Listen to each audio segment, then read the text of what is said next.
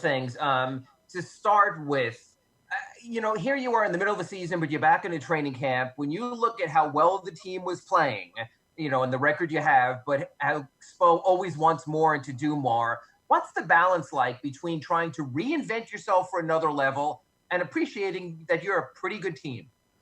You know what? A great question, number one. But I would just say that we built, and there's always been a certain standard around here, but with this team this year, it was clear that we could win ball games. We competed, unselfish, and we did what we needed to do.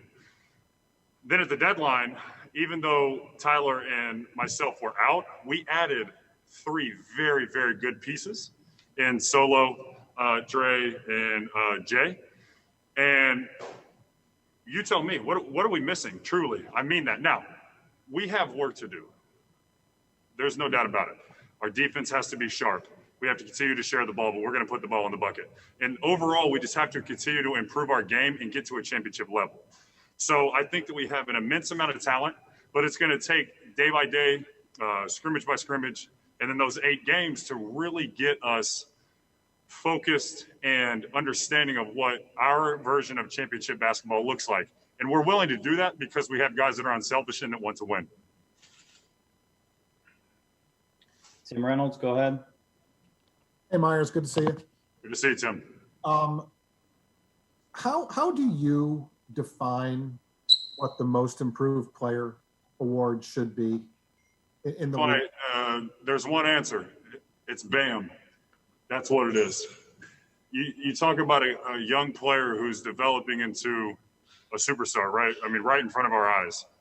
Obviously I was in Portland and I always wondered, okay, well, what is he capable of? And to be completely truthful, and I've said this to Bam before, I thought he was an incredibly athletic player, gifted on the defensive end and can finish around the rim. We all now know that is the truth, but there's just so much more. And it just blows my mind. Number one, how talented he is, but how far he's come just in this season alone. He handles the ball. His court vision is incredible. His rebounding, everything that Bam does, and he has that next level mentality on both ends of the floor that allow not only himself to excel, but that helps our team. I think back to even the block in Milwaukee, for example. The fact that he chased down Bledsoe and read the play and just went and got it, that won us the game. But most improved, honestly, can go a few different ways. But I really think, similar to other awards, winning has a lot to do with it, in my opinion, and also playing on both sides of the ball. And Bam is so impactful that, to me, there are a couple other guys that I think are in the conversation, but I truly believe that Bam Adebayo is the most improved player and well-deserving of it. Wouldn't a guy Duncan, I know you weren't here last year, but Duncan spent most of the year in Sioux Falls. Yep. And he will tell you that when he did get in the games with the varsity, he was often lost. And then he has the best shooting season in Miami Heat history this year. Could you make an argument that there are 2 candidates in your room for this award? No question. Again, there are a ton of young, talented players and players that have made jumps from last year to this year. And Duncan also, like you have just mentioned, is one of them. What I knew of Duncan was just a shooter, and that's what he is. But he's more than that, truly. Duncan this year has worked so damn hard, watching film, listening to Spo and the staff and the rest of us players,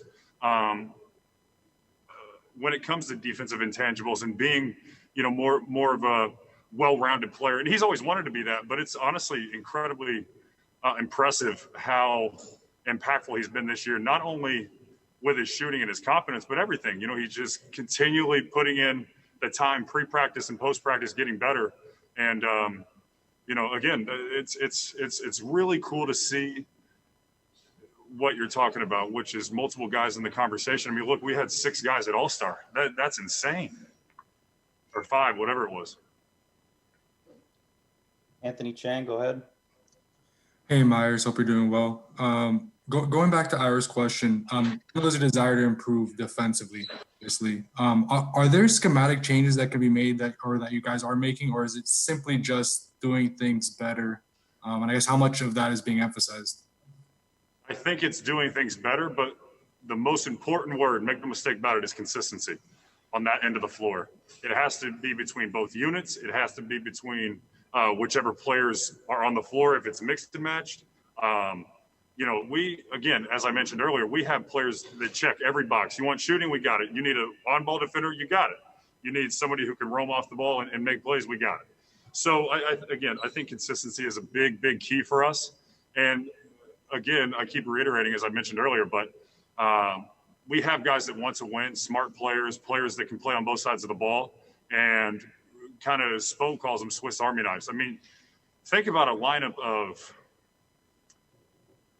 Jimmy, Derek, Bam, Jay, and Andre. I mean, I'm pretty sure I think that lineup very well may have been out there quite a few times after the All-Star break.